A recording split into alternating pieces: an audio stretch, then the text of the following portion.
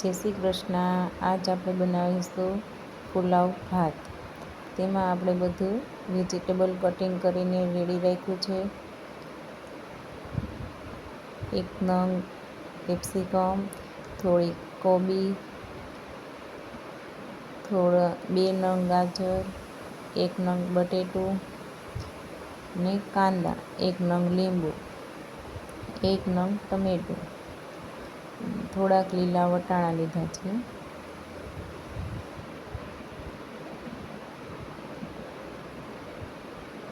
ને આપણે હવે ભાત પણ ચોખા પણ આપણે બાફી લીધા છે।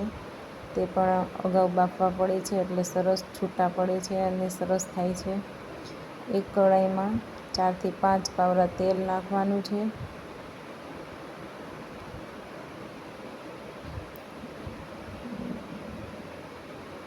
તેલ આવી જાય ત્યારે 1 ચમચી રાઈ નાખવાની છે।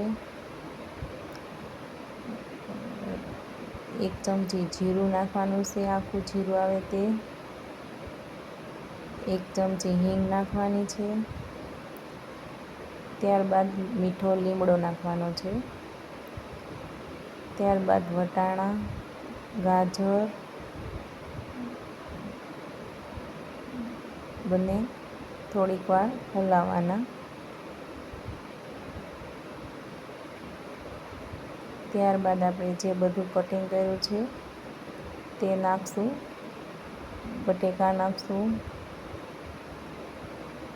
કોબી નાખશું,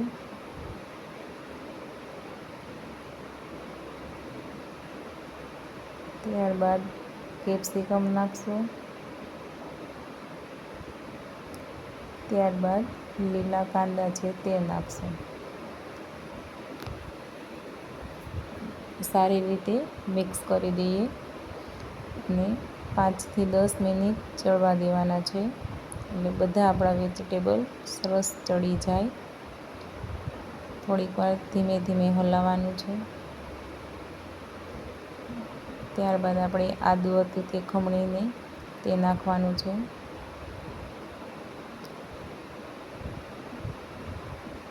અધકચરા ચડી જાય એટલે આપણે ટમેટું નાખવાનું છે।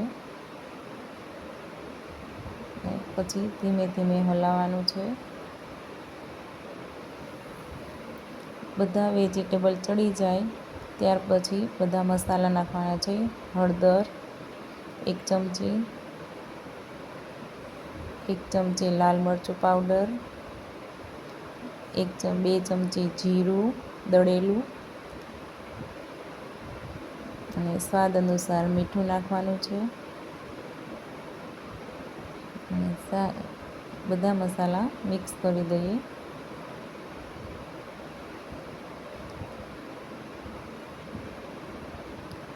છેલ્લે પુલાવનો મસાલો લીધો છે તે નાખવાનો છે, ટેસ્ટ સરસ આવે છે। 1 નંગ લીંબુ લીધો હતો તેનો રસ કાઢી લીધો છે તે નાખવાનો છે।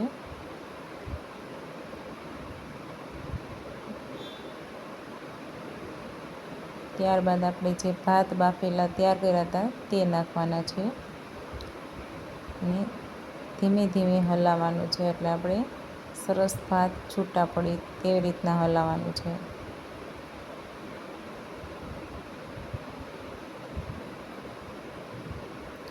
સરસ બધા મિક્સ કરી દેવાના છે। સરસ રીતે મિક્સ થઈ જાય ત્યારબાદ આપણે લીલા ધાણા નાખવાના છે। લીલા ધાણા નાખી ત્યારબાદ આપણે હળવા હાથે હલાવવાના છે। પુલાવ આપણા